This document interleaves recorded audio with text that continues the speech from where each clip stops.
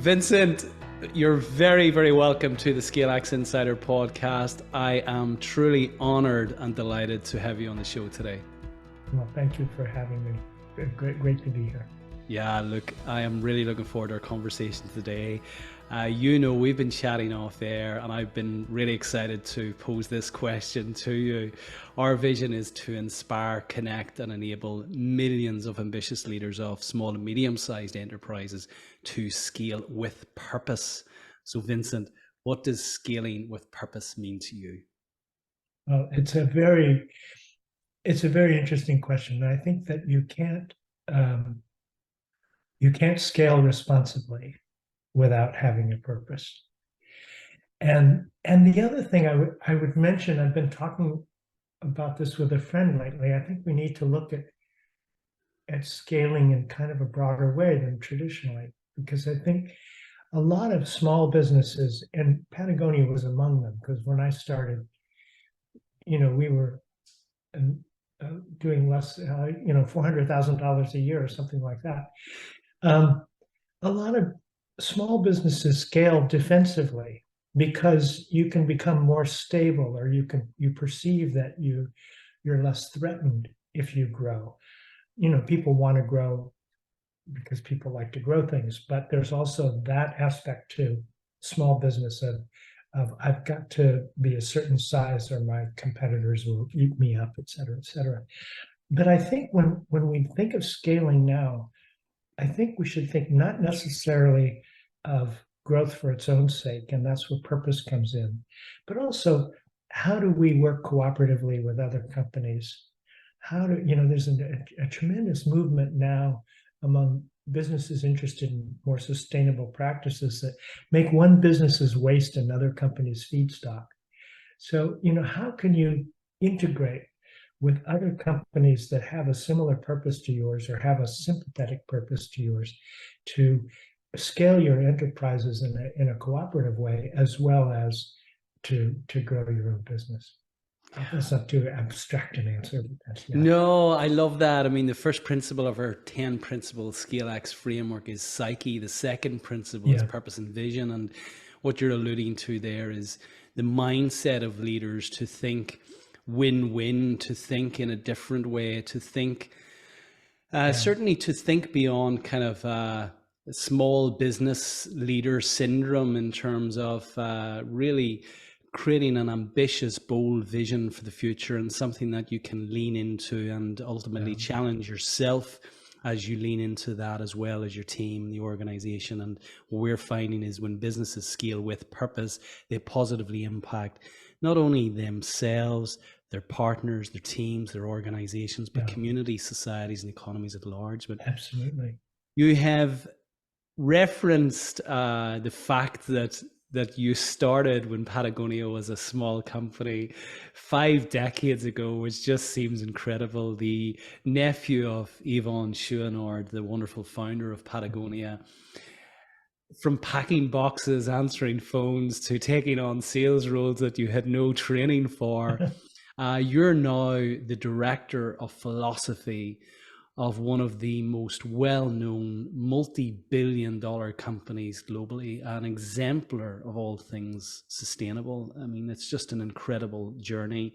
Your major shareholder is now Mother Earth. We'll get into that a little bit later. I've never interviewed a Director of Philosophy, so let's kick off. What is the role, Vincent, and how do you measure success within the role? How do you know you're making an impact as a Director of Philosophy? Yeah, well, we kind of go back and forth between Director of Philosophy or company philosopher, and there's a kind of irony in Director of Philosophy because I don't really direct anything, but I am one of the original employees, and I was responsible at various stages and for long periods of time for sales or marketing. So what I decided to do about 9 years ago when I stepped down from operational responsibilities was that I wanted to teach what Yvon had outlined as the company philosophies, and I'd helped write them too, 30 years ago.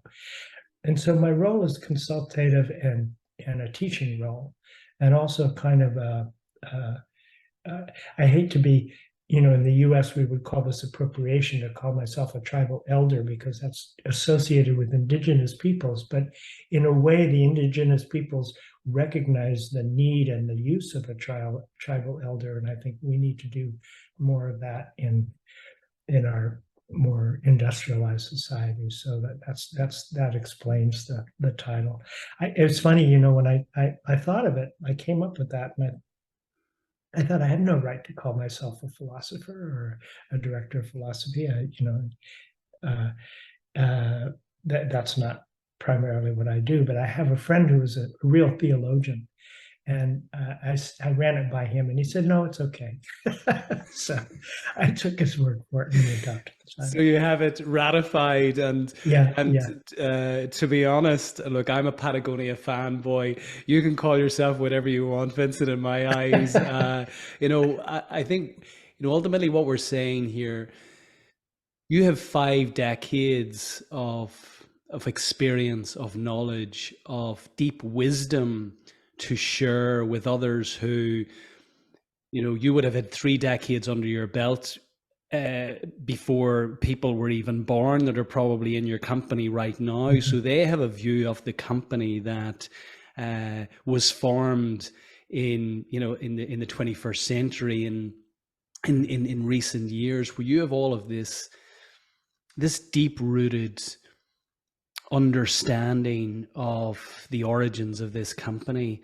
And what I love about this is the fact that, rather than seeking retirement at 55 and heading off to the golf course, you're seeking to continue to impart that wisdom.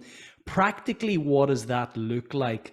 And what would you say to founders who maybe are tiring of the operational busyness of the role, but have still lots to share in the context of the origin story and the culture and the philosophy of you described? It's interesting you should ask. My wife is also a veteran. She's only been involved with Patagonia for 37 years, but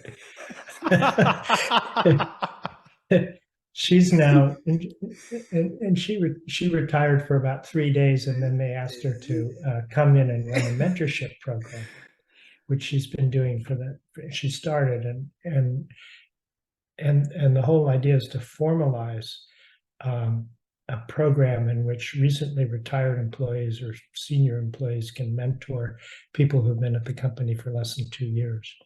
And it's really, it's actually quite moving to put these people together and to talk about how they interact. And she was telling me that one very long time executive at Patagonia invited his mentee to attend every department meeting he has for a period of time.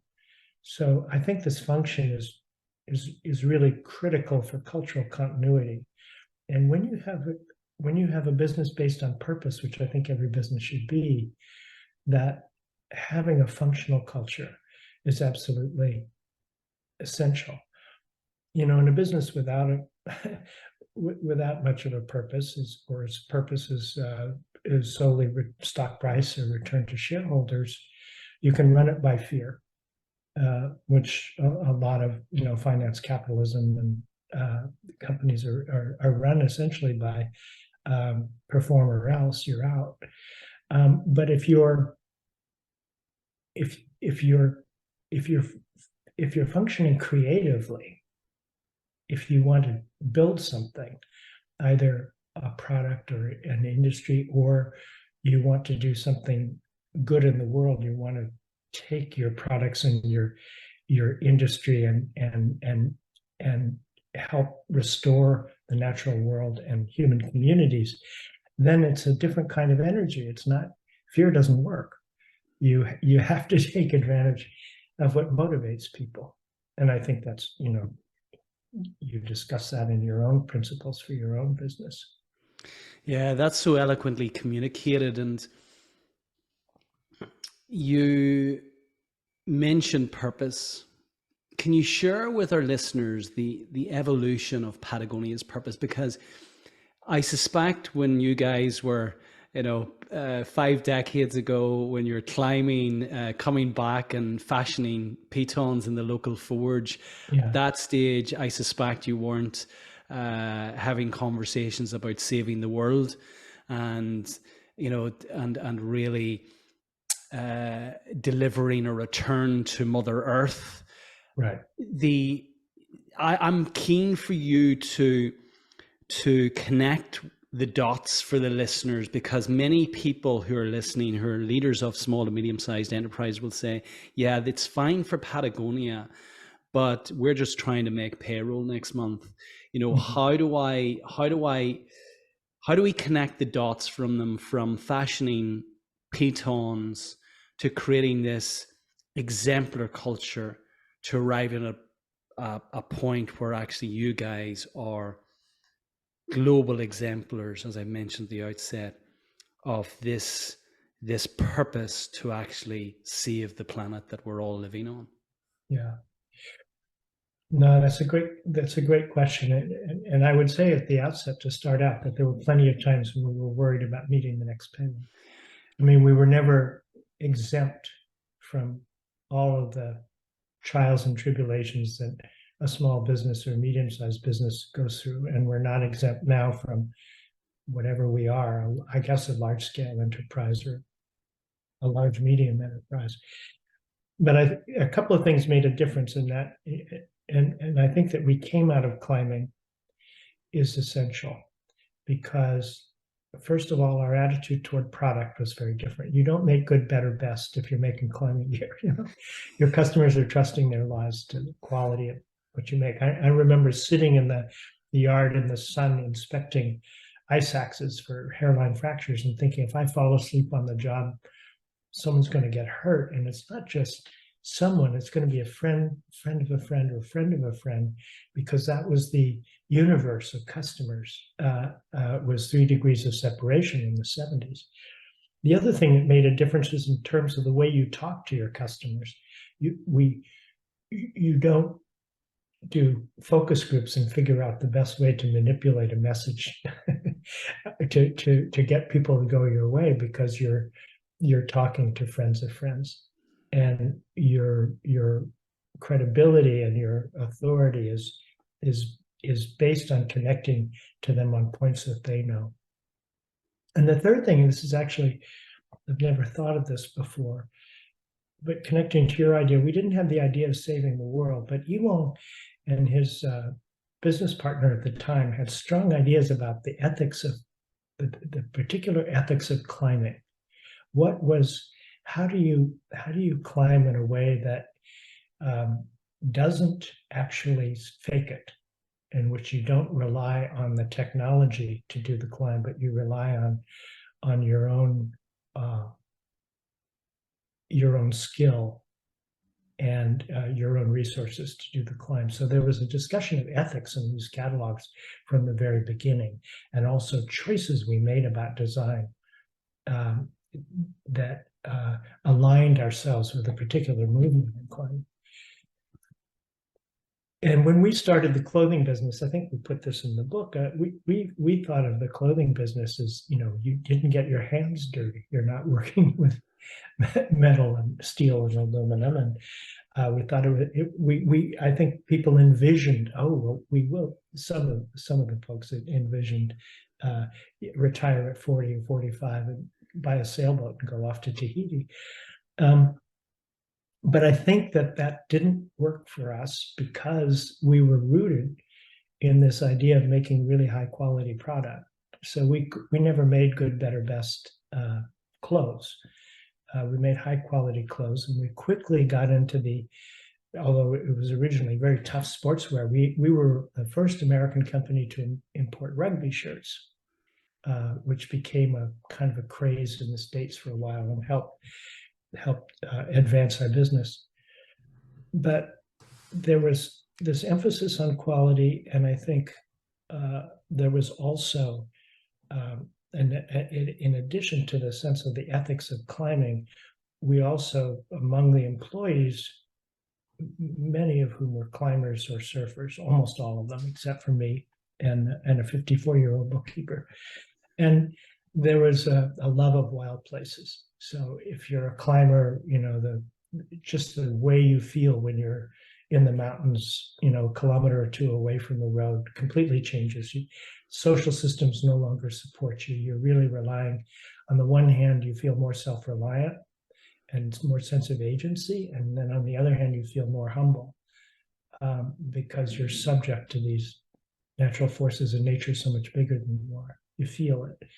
Same with surfers. They get 10 feet from the shore, and it's a totally different relationship when you're dealing with the power of wind and waves. So this desire, this love of wild places, and then this desire to protect them, that was with the company from the beginning. And even when we weren't looking at our own practices, we were, we had no idea that we could change what we did in terms of manufacturing, because we didn't make anything in clothing. We prepared the purchase orders and the specs and sent the designs off to the assembly factories who actually made the clothes. They bought the cotton. They did all the work, and we had no idea that we could change that system. But even before we had an idea that we could, we started to give 1% of sales to grassroots environmental causes from the mid-'80s on. So that was with us from the beginning. And then this final not a final stage in our evolution, but a really important stage in our evolution was when we discovered how harmful cotton is in its cultivation. And we discovered that accidentally. We opened up a store in Boston and using low VOC paints and recycled materials, everything we knew how to do environmentally that we felt we could do. And then all of a sudden, 3 days after we opened the store, employees are calling in sick with stomach aches and headaches, and called in an environmental engineer who said, fix the problem. And he said, why? What happened? And he said, well, you had formaldehyde off-gassing from the cotton clothes stored in your basement. So, we take it seriously, poisoning our employees. So we commissioned a study, independent study, and we found out that of the 4 different major fibers we used, cotton was the most harmful, and not because of the formaldehyde, but because of the really strong chemicals used in the cultivation of cotton, organophosphates that were developed as nerve gases for World War II. And that led us into a series of decisions that really changed the company forever. And one was that Yvon really didn't want to be in the sportswear business if we had to continue to use cotton grown that way. And the second was when we decided to make the change, we thought, well, organic, people grow organic cotton, we can make that switch. But then we discovered you buy the cotton from the farmers and you disconnect yourself from the global supply chain, because the farmers had no connection to the spinners who turn fiber into yarn, or the mills that turn that yarn into fabric. And everything that ensued from that really taught us in a way how to make clothes, because we had to go from scratch. We had to go to spinners ourselves and say, help us out here. The spinners would say, oh, we hate organic cotton, it comes up our machines. Something we'd never had to deal with before. So, but succeeding, and there's something that we've talked about quite a bit, but what made the difference internally, and this was critical because our employees, when we broke that chain to the global supply chain, they're saying, I've got to do everything I did last season. I've got to design, spec, color the clothes, go visit the major customers. And oh, by the way, find an entire new infrastructure for building organic cotton clothes. So, why are we no customer ever asked for this. No customer has ever asked us for organic cotton. We've got to raise our prices. we're putting the business on the block. Why are we the martyrs? Why can't someone else do this? And what we ended up doing is to take employees 40 at a time to the conventional cotton fields in the Central Valley in California. And you didn't even have to get out of the bus to start to smell the fields that smelled like a laboratory with uncontrolled chemicals. And then we'd go to an organic farm at the end of the day, and you could actually sit in the field, and there would be birds there. You could dig your hand in the soil, and there would be life there. There would be worms that take 5 years to come back after you stop spraying, and there would be vegetation.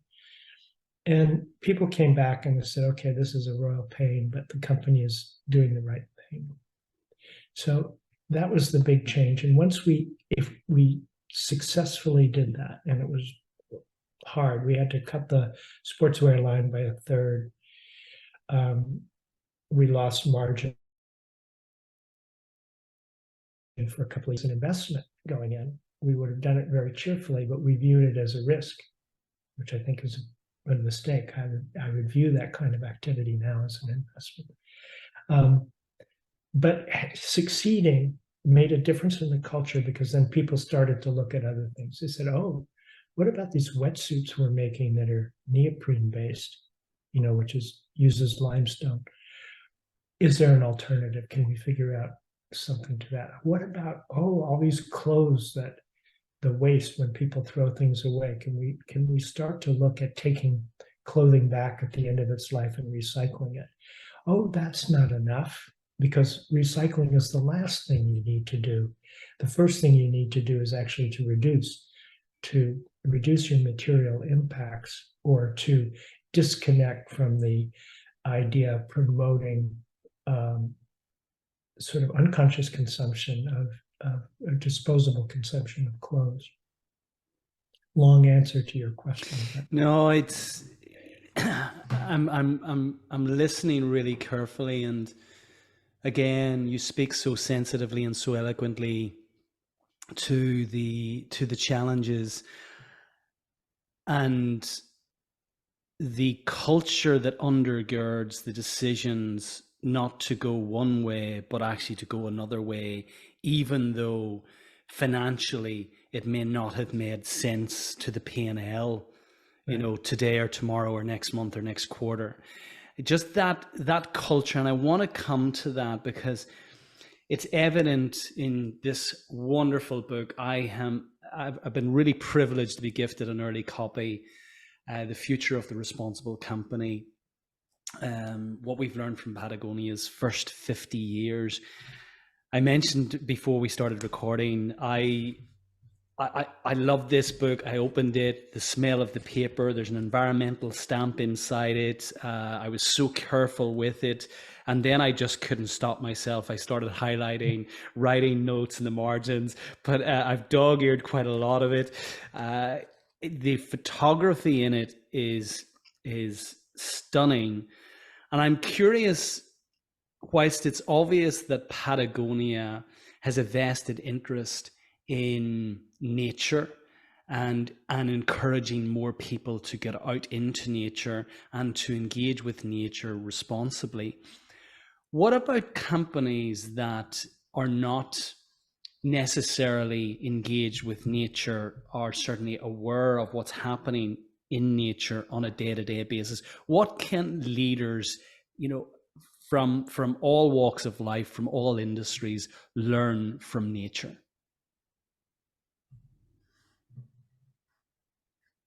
That's an interesting question, and I would answer it in a couple of ways. First, I think at a human level, there's just so much to be learned from nature, because we have thinned it out so much. And there are things that you learn in nature, even in a compromised natural environment, that you don't learn from anything else. And this has been a long lesson for me. I was a city kid, and I was a self-defined writer when I was very young. I was not a climber or a surfer, but I became a hiker and a sea kayaker. There are things that I've learned from being outside and being vulnerable outside that I would not learn in another way.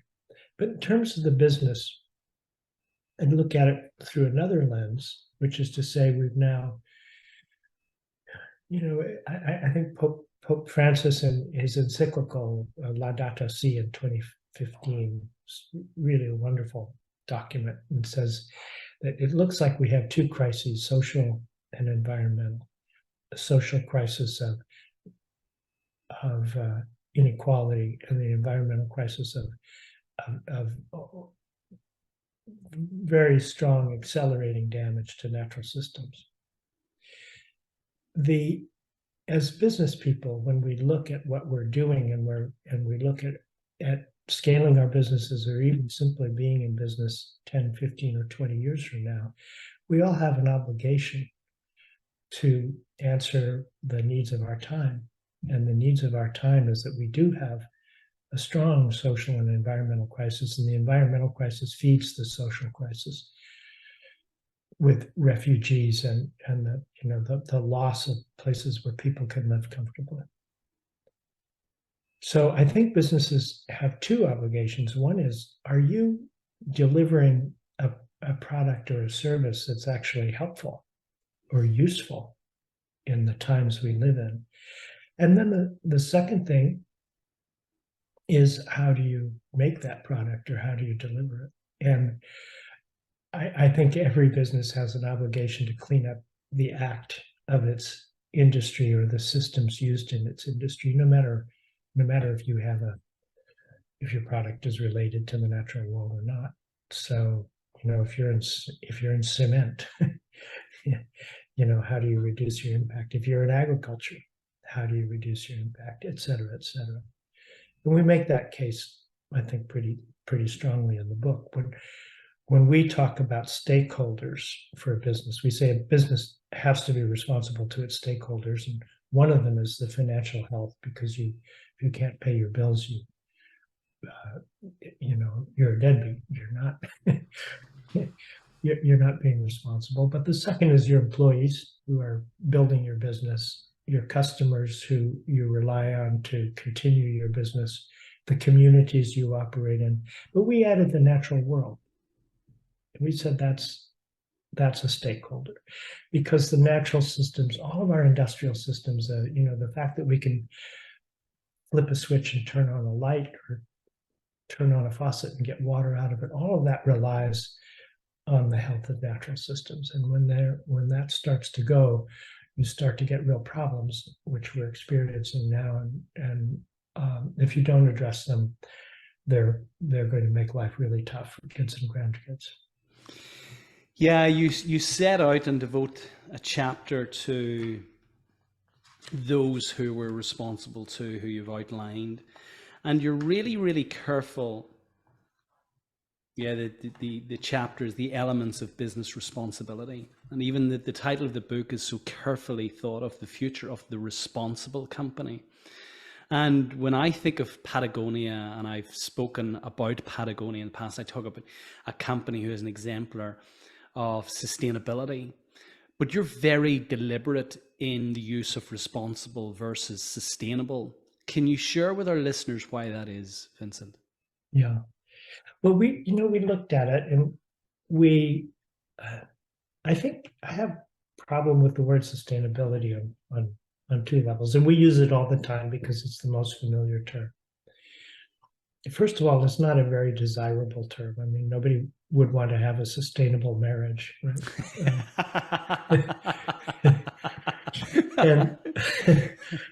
and the second thing is that in business for us, and I think for most businesses, that most of our activities are not sustainable, and most of them are extractive. And when we're reducing our environmental impact or improving our social impact, we're still talking about reducing harm rather than actually helping human communities and nature regenerate itself. So we didn't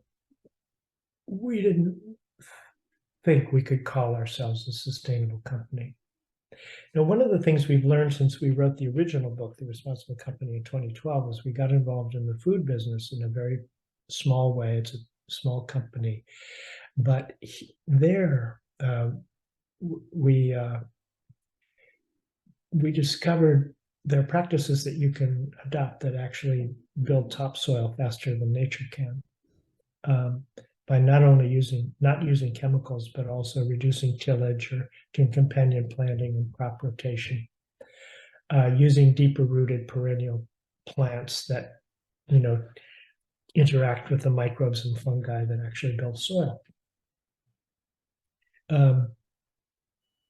We even, and this is one of the things I think business can do. I just tell this quickly as a side story. There's a wonderful man named Wes Jackson, who's for 50 years has been his ambition to bring the Great Plains back to health. That once had topsoil that was 3 meters deep, and he had developed this perennial wheatgrass as an agronomist that with roots that go deep into the ground. And he started to talk about this, and we said, "Well, this is fantastic. This, you call it Kernza. Where can we buy some?" I say, "You can't buy Kernza." And we said, "Why not?" He says, "Well, no farmer's going to grow it." I said, "Why not?" He says, "No farmer's going to plant what they can't sell." And so what we did is we contracted with a brewery in Portland, Oregon, to make a micro beer, a craft beer, using Kernza as an ingredient. And then we got the first 100 hectares of Kernza planted in Minnesota. And now thousands of acres are being planted with Kernza because cereal companies want to do a little carbon farming, and they're introducing that as an ingredient. This is one of the things business can do. This is a great discovery for us. Business can help. You could build your business model around solving problems. So for Patagonia Provisions, everything that we introduce has to solve a problem in the food system or in agriculture. Yeah. That's not true of the clothing company. We're not there. But I think it gave us a new North Star to follow. And it also leads, I think, I often am asked, how do you compromise between purpose and profit? And I say, if you go down that road, you're lost, because I think that what you want to do is to build a business where your profit emerges from your purpose, is consonant and consistent with your purpose. Otherwise, the bottom line wins. We have 700 years of accounting knowledge and maybe 50 years of knowing how to what to measure in order to reduce our impact. So. Yeah, look, and I've come from that discipline. I qualified as an accountant many years ago, and gravitated into leadership roles, and eventually became a CEO of a company that actually designed and manufactured equipment to process sand. And I didn't realize at the time that actually, and it was only in latter years whenever it was the confluence of 3 different events. First of all, I was invited to read Simon Sinek's book, Start With Why, and that got me curious around this whole emerging topic of purpose and finding purpose. I was coming into my 40s, so again, and as a parent of 3 kids, I was starting to ask myself, what is this all about? Having managed a P&L tightly for many years and led a scaling company as we scaled across the globe. And I recall listening to an incredible lady, Karen Pereira, who mentioned that in India, in her village, the illegal sand mafia come in at the dead of night to extract sand from the riverbeds to be sold in the black market for the construction industry.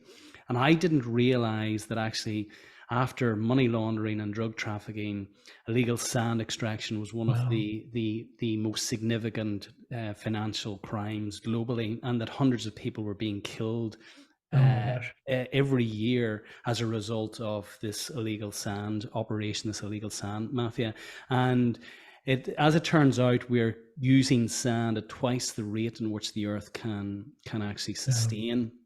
Similar to soil in terms of, its importance in our daily lives. This podcast wouldn't be able to happen without sand. Little quartz silica chips that we use within our computers are extracted from sand. The glass in our screens and our cameras, all of that good stuff. Everything we touch in our daily lives has its roots in sand. And then the third part of this was actually discovering the United Nations Sustainable Development Goals, which I had no previous knowledge of at all. I was reading an in-flight magazine. This lady who authored a book called The $1 Trillion Shift, a lady by the name of Margot Hoek. She asserted that actually by focusing on the world's problems, that business for good is good for business. And it was interesting when I read the book, and I didn't expect to find that actually the first responsibility that you outline, and again it's warming to hear this from a business context, because you guys are a for-profit business. We come to that, but that you say, and you've alluded to it already, Vincent, that the first responsibility we have is responsibility to run a financially sound business. And it's incumbent on leaders to do that, so that ultimately you can invest the money in new product development and innovation and sustainable activities, and exploring ways of developing your supply chain. And it was interesting to read a line from Yvon in the book, that every time I do the right thing, I make money.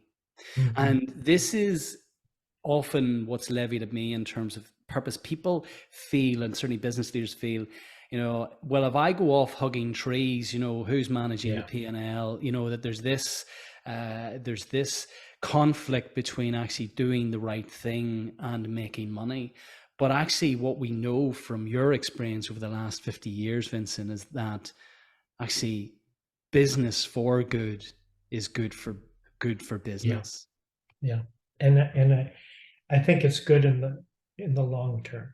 And here's the interesting thing: what's good for a business long term is good for society and the environment long term. What's good for a business in the short term is generally bad.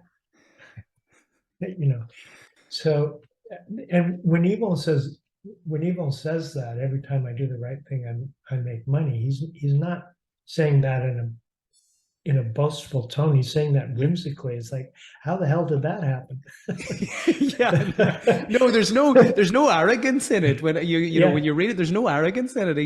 It's almost if I'm challenged, if I'm tempted to think short term, I always get burnt. But the moment I think long term, it's the right thing to do, and ultimately it returns on the investment. Yeah, and it also connects back to what we've been saying in this conversation, that when you have a business culture that's united by purpose, then you have everybody working for deep reasons that correspond to the better angels of their nature, rather than the most fearful. So, the other point I would make, when you say, if I go off and hug trees, who's going to worry about the bottom line? I think it's really important that you look at what your basic purpose is, aside from your purpose of doing good. How did you get into business in the first place? Most people do not get into business to make money. They get into business because they have a product idea, or they have something that they care about. Jazz musicians founded record companies.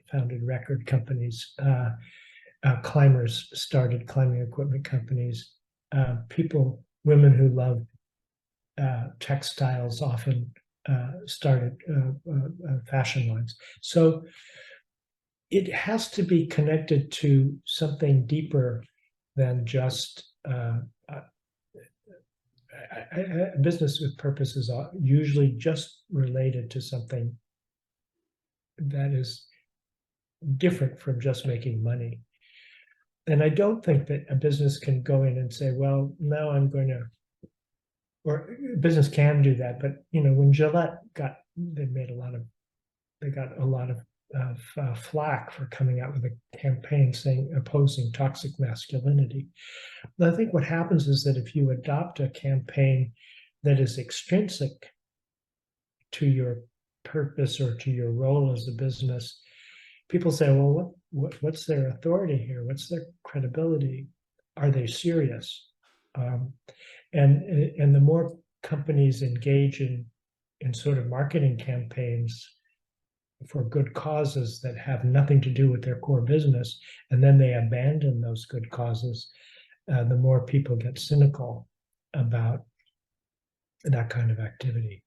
So I would advise people to kind of stick close to what they know and expand on what they know and have fun in pursuing, making good changes close to what they're really interested in, rather than to all of a sudden take on a cause that has little to do with what the business is about. Yeah, that's sage advice. And what I heard right from the outset is, make the best product or deliver the best service that you can possibly deliver. And ensure that when you're sharing the message about this wonderful product or service, you're doing that authentically. You're not jumping on the latest kind of cause of the day because it seems fashionable to do so. That actually the cause that you pursue is authentic to you. And ultimately, again, that's long-term thinking, that people will ultimately find you out if your messaging isn't authentic and isn't deeply connected with your purpose. And something else that I've picked up is this contagion effect in terms of developing your purpose, and others. What came through in the book, and it was lovely to hear about, the bean counters in one department, they were banging on about, that might be fine to do that and make this new product from this wonderful raw material that's sustainable, but is it going to aid the bottom line? And then you kind of the product development people who just want to develop wonderful new products and be creative all the time. And you kind of, you this siloed thinking, and eventually when you brought this together and people beginning with initiatives that spilled out of their own department and started sharing those within other departments, all of a sudden you got this kind of this mass movement. No longer were there silos, but there was this collective presence, this collective energy around a united purpose. Can you share with us a little bit about that? No, I think you've put it very well. I mean, we had, I would identify another group. We had the tree huggers in the company. Yeah, tree huggers as well. It would be rather dismissive of we can't dismiss the tree huggers. Like selling clothes, or making money. And I think one of the things that happened is that people, just from friction, nobody ever won. None of these groups ever could declare victory over the other groups within the company.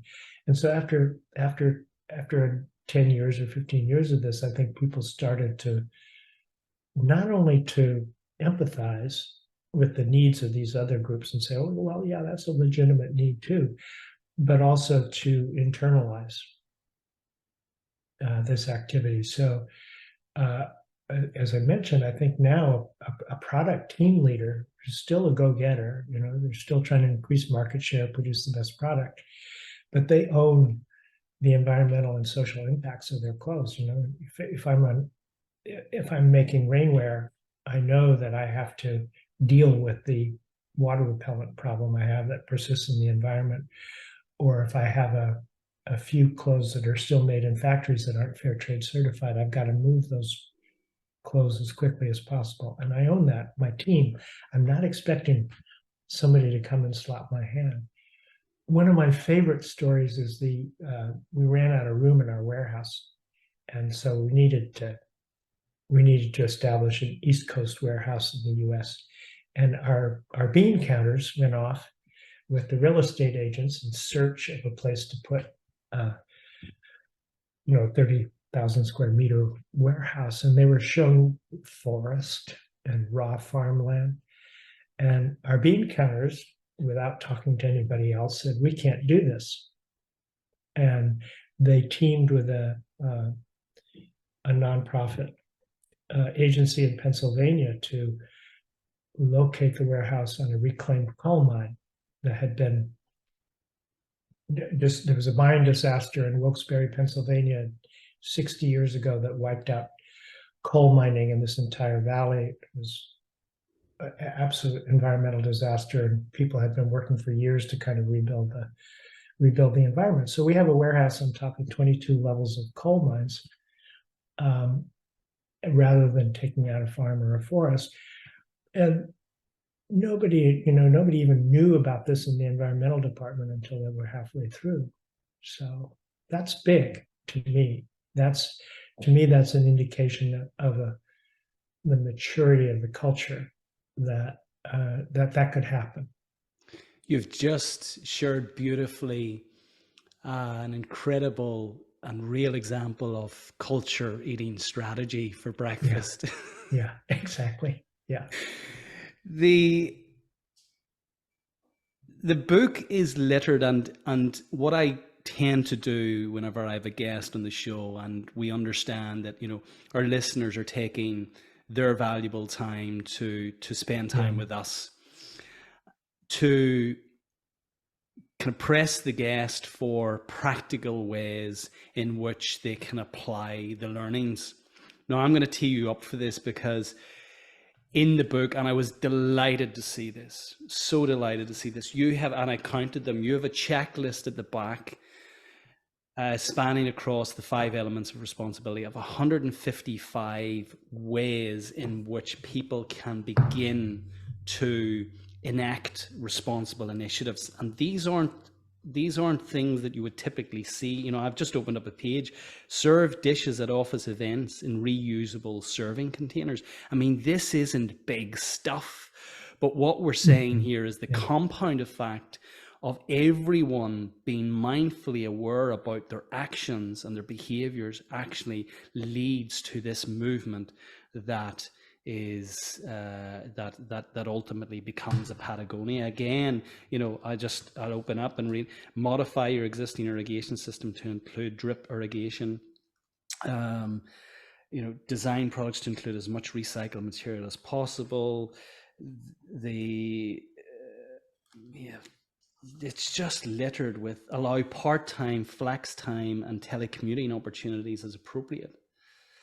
It's littered with practical examples.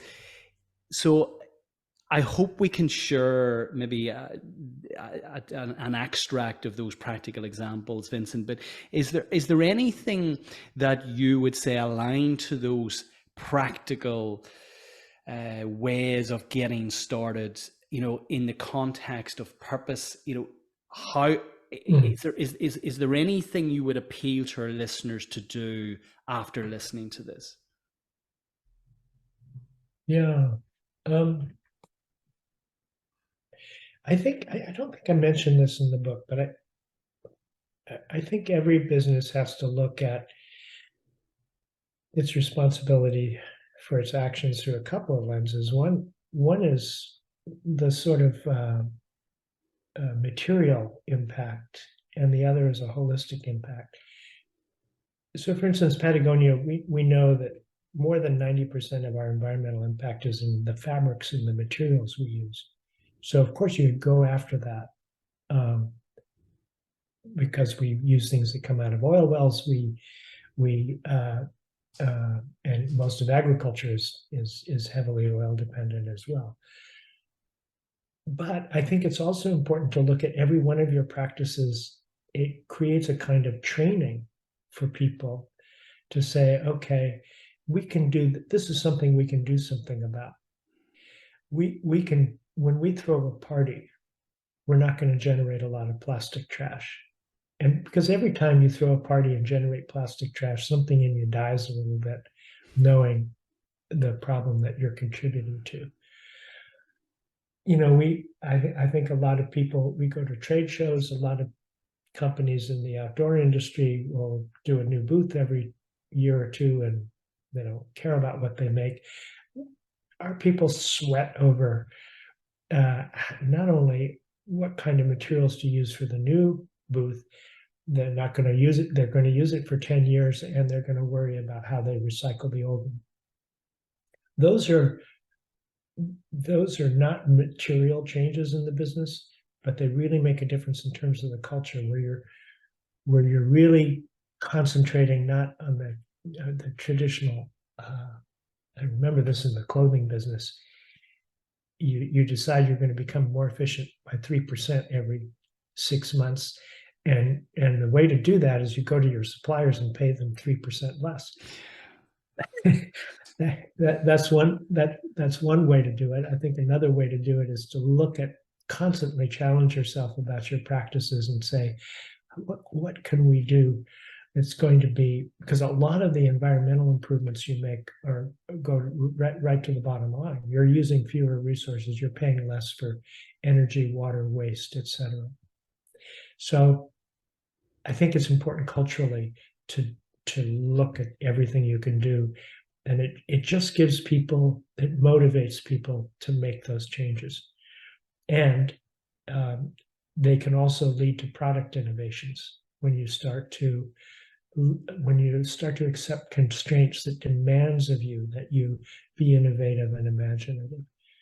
But you can't lose sight of the fact that if you're in the sand business or the cement business, you're going to have a major impact in 2 or 3 ways that you really have to deal with. Yeah. There's a couple of things here. In terms of creating the culture, and you guys have been very deliberate, very intentional about creating the culture that ultimately is Patagonia. And I'm curious to understand, what does that look like on a daily, weekly, monthly basis? Do you guys start a Monday morning meeting with, okay, guys, how do we make things better here? So let's start off with the accountants. What are you doing this week to reduce the paper usage within the accounts office? Let's look at the product development team. What are you guys doing this week to ensure that this new development actually uses less energy than in the manufacturing process than the previous garment? How does that look practically, Vincent? Is it baked into your meetings? Is there a cadence for these kind of get-togethers, or does it happen in a very kind of ad hoc, sporadic way? I think both. And in terms of products, that's part of the process of creating a product. Its environmental and social impact is baked into it. And it's also baked into our definition of quality. What we say is that it can be a highly performing product, but it's not a quality product if it has a strong negative social or environmental impact. So that's built in. It's not just meetings, it's just built into the whole process of how we do the work, how the work unfolds over the year. We've handled, one thing I think is important is that all of our social and our auditing of factories, our environmental work, is located within operations. It's not a separate team.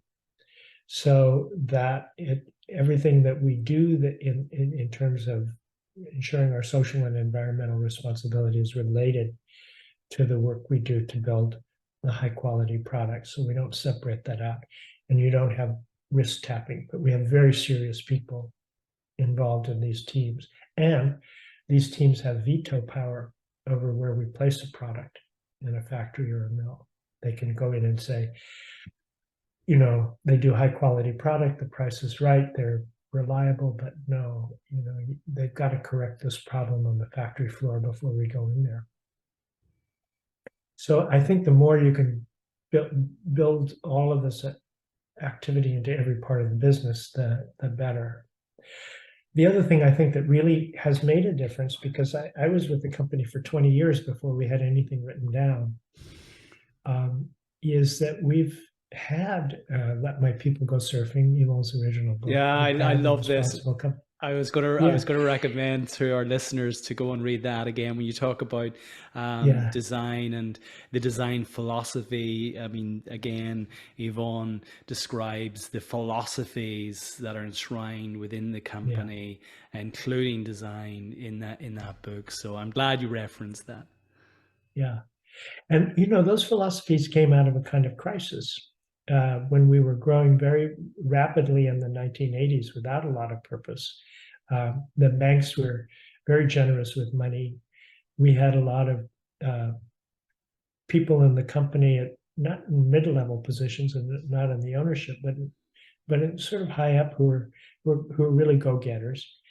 And we at one point we had an equestrian line, and we had a line for sailboat racing for 3 different classes of boats. And we were just I don't think that we had the underlying purpose, but we were losing our way. And this is another time when Yvon just gathered people together, sort of 30 at a time, according to their function, and we'd go off and sit together and under the stars or under the trees in Yosemite and talk about what is it, how does it we want to do business, what do we value, and those became the 8 functional philosophies. And it's really made a difference to have all that written down. So I'm now, after 50 years, I have 20 years without things written down and 30 years with things written down, and I can tell you that the consistency of that is really created a lot of opportunities for employees to just go back and say, okay, what's consistent with what this company values. And at the same time, we continue to teach philosophy classes to ask the questions and to update, to say, okay, how do these values play out in your working life? These aren't dead documents. This is you're dealing with what we used to call the daily dilemma. Every day something goes wrong that you have to deal with at the same time that you are long term creating the Patagonia that's going to exist in 10 years from now. There's a little kind of insight at the end of the book. You capture a moment when Yeah. the Cheryl Endo, a veteran employee who has long helped the design department keep operations on track, went up to our CEO, Ryan Gillert, and said, "I'm not taking any more of your guff." When Ryan looked puzzled, she added, pointing to a tall jacaranda nearby, "I don't work for you anymore. I work for that tree over there. So should we all." Now, we alluded to it at the outset that your shareholder, your main shareholder now is Mother Earth. Can you share with our listeners the context of that story and the latest initiative of Patagonia? Yeah. Thank you for asking. I think it's kind of an evolution. It's interesting when you connect the idea of purpose with also the structure or the governance of the company, and um, and also the kind of formal expression of that purpose. And so for 30 years, our nearly 30 years, our mission statement, which we called that time, was build the best product, cause no unnecessary harm, use business to inspire and implement solutions to the environmental crisis. Quite a mouthful, but it's something every employee was really familiar with. And for me as a writer, when we adopted that in 1991, I thought, my gosh, this is aspirational language. I think maybe we're building the best product, but the rest of it is, we're not doing that. And I was worried that it would make people cynical, but instead, rather than become cynical, people actually worked hard that the company could embody those words. And after about 20, 25, 26, or 27 years, I think we could point to that purpose statement and say, yeah, that's who we are. Not always perfect or never perfect, but that's what we worry about all day. And I think a couple of things happened I remember having lunch with Yvon, and he said, oh, we got to change the mission statement. And I thought, oh God, here we go again. And the mission statement is beloved, it's adopted, it's real. He said, yeah, we're gonna change it to we're in business to save our home planet. And I thought, oh my God, we're back to aspirations again. But once again, it reflected, I think, an evolution of the company where we had become a company that supported activists to becoming an activist company. And that's partly because the times changed. And the times changed in two ways. We discovered, one, how to be a more regenerative business when we got into the food business. So it's no longer a question of just reducing. I always like reducing an unnecessary harm because it acknowledged the realities of business. But the second thing is the environmental crisis is so much worse after 30 years. So, and again, once again, the employees, they just immediately went into what does this mean for my job? What does this mean for our team? What does this mean for the products we make or the way we deal with our vendors, our customers, et cetera? So the other thing is the ownership of the company. And to talk about, so the purpose had evolved to this point. By the way, when Yvon was asked, why are we putting the word home planet in there? He says, I don't want to move to Mars. Yeah, and I'm gonna say something in that regard because I was in Lanzarote last week and I was cycling in Lanzarote, and it's a volcanic island, and I had just read the point that Yvon had made about certain billionaires on the planet who have the vision to create life on Mars. And I was cycling past this volcanic rock in 30-degree heat and a very barren land. And I thought, and I flew in from Ireland, I thought, actually there is such profound wisdom in what Yvon is saying. If we could apply the billions that have been spent or investing in colonizing Mars to actually protect this beautiful planet. I was thinking, I don't want to live in Mars. It's dark. It's barren. There's nothing there. Life doesn't grow. We're living in this I'm looking out the window now. There must be, 100 million species out there, that are interdependent. And that really, really struck me. Sorry, I wanted to pick that up. I interjected, but essentially no, I couldn't agree more. I started to look into it. Elon Musk, bless his heart, wants to create a colony of 1 million people on Mars. Okay. Well, Mars is not only barren, you breathe carbon dioxide. There's a 180-degree shift in temperature in a 24-hour period. Why the hell would anyone want to live there? And why are we destroying our planet, with kind of dreams of going to live in some place? It's this whole sort of dream of isolation and invulnerability that if you destroy nature, we'll be protected in some way. I don't understand it. But anyway, the ownership of the company was always, Yvon and his family have owned, his wife and his 2 adult kids owned all the stock.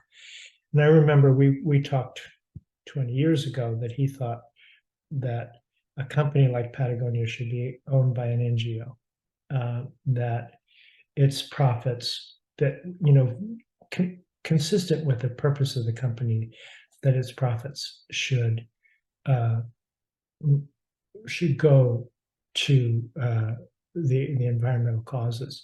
This wasn't possible until a shift in U.S. law that allowed U.S. law previously said, okay, if you're you can set up a nonprofit foundation to benefit individuals, but not the environment. It has to be very specific that way. So now it's possible. And what we're doing, obviously it's not all profits, but it's the profits that are reinvested in the business first. A substantial portion every year are distributed as bonuses to the employees, but all of the profits that would have gone to shareholders in an ordinary company now go to a new foundation that is going to give away give that money away and more on more large scale projects. And Patagonia itself as a company still gives away 1% of sales to environmental causes. So that's going to be on top of that. And there are certain tax structures that allow us to do that more. So keep tuned. I think the first anniversary is coming up soon, and we'll be talking a little bit about what we've learned on how to do and what we'll be doing next. Yeah, I will indeed. I'm a fanboy of everything you guys do. I'm looking at this beautiful photography of Yvon. Well, I'm assuming it's Yvon's hand, writing that Earth is now our only shareholder, which is just incredible in terms of, constantly pushing the boundaries, ensuring that everything you do is guided, directed by your purpose, that your purpose is not just something that you feel that your consumers, your customers might want to hear, but it's authentically lived. It's, you guys walk the talk, and I love that. There's so many initiatives that you have led, that you've pioneered, including the Earth Tax, including, the Footprint Chronicles. We didn't get into today, conscious of time. I can't believe we're almost 90 minutes. I could talk for hours. I want to be respectful of your time, Vincent. Is there anything before we move into the close that you feel we haven't touched upon that you would like to share with our listeners who are maybe on this journey for the first time? Well, I think you'd have to be locked in a basement somewhere not to be aware of the importance now of having a purpose, of understanding the climate crisis, and our role as business leaders of doing something about this. So certainly people will be aware of that. But in terms of just sharing with those SME leaders, anything that we haven't touched upon today that you feel is important for them? We've had a lovely conversation, and I think we've touched on all the important points. The only thing I would add is that for business people to understand that we have a beneficial role to play in society, that government has, when you create a product or a self-sustaining activity, you're not going to the government to raise taxes, you're not going to rich people to raise funds. So civil society is absolutely significant. Government is getting really tough to do because of polarization all over. But business has a strong role to play. And you alluded to the UN Sustainable Development Goals. I think that's an extraordinary definition of what needs to be done, a good working definition, and it was agreed to by 183 different countries and signed on to. And so business has a role to help bring those about. Yeah, here. And I'll add to that, I always find it incredible when you think there's 200 countries in the world and all of the things that those country leaders, that those heads of states disagree on, that we more than 180 come together to agree on these 17 goals for the betterment of the planet and everyone who lives in the planet. And I would also add, in terms of the role of leaders of SMEs, more than 90% of businesses by volume are small and medium-sized enterprises. More than 70% of people in the workforce are working for SMEs. So SME leaders touch every corner of our societies, of our economies. So on the one hand, we can perceive in the midst of our day-to-day that this is something that the government is going to solve, or it's the responsibility of big companies. The reality is, there's 155 actionable, practical ways of getting started at the back of this book, and I encourage everyone listening to go and not only pick up a copy of this, but pick up several copies, give it to your leadership team. I have thoroughly enjoyed reading this. I couldn't be more praiseworthy of what you guys are doing. You've really, in reading this book, you've really challenged me to think about the way I go about my daily affairs, and I think it's certainly left me very, very reflective. What what does the next 50 years hold for Patagonia, Vincent? uh, it's hard for me to imagine the next 50 years, but I can imagine the next 10. And I think one of the interesting things, I was just writing about this morning, that you learn, conventional marketing is a rather exploitative activity, but there are a lot of things you can learn from it. And I think one of the things we've learned is that the relationship that we built with our customers is something that we can build on a non-commercial basis as well as products. Fundamentally, we're a business making products and selling them, but we're also engaged in activities in common, not just with our customers, but with our employees, and also in a less noisy way with suppliers who also want to do the right thing.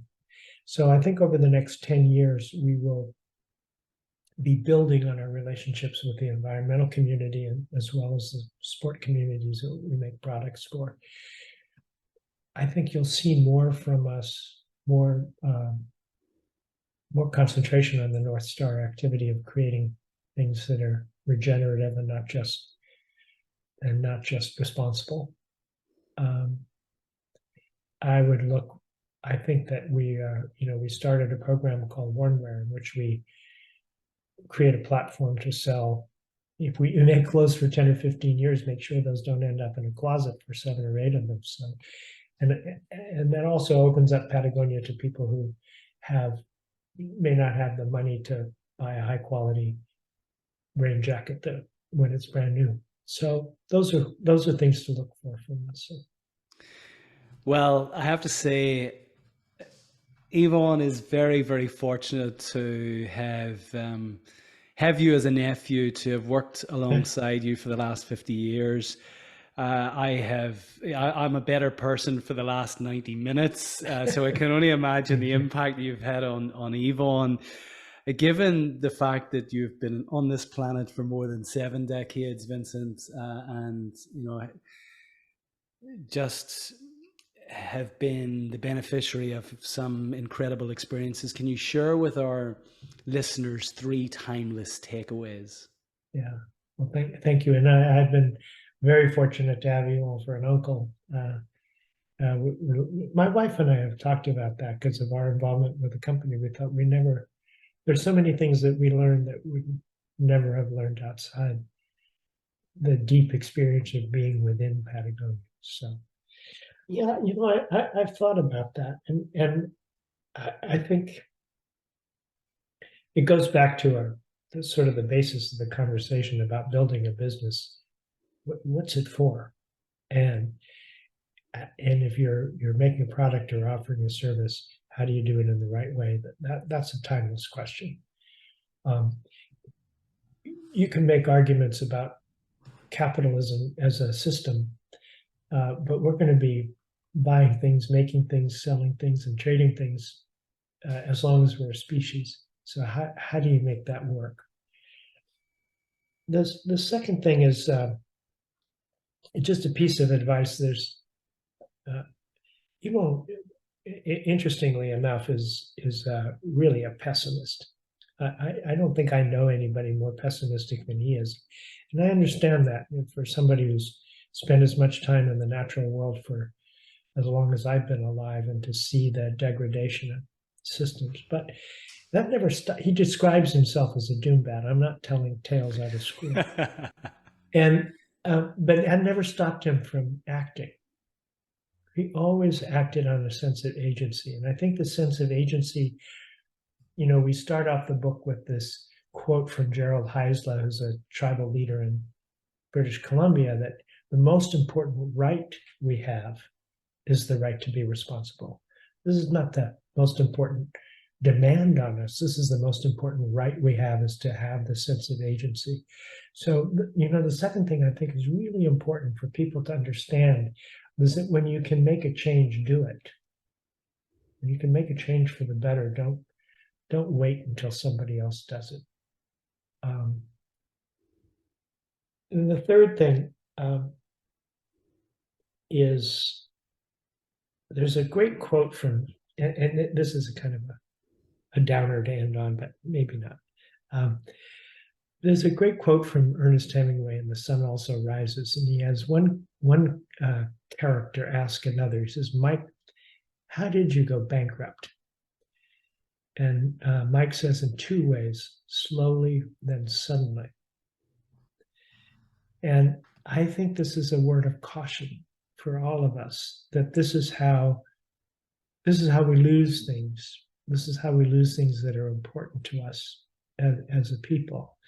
And so how do you use your business to be generative, to help build things that are good for nature and human beings, rather than to lead us further down the path toward bankruptcy?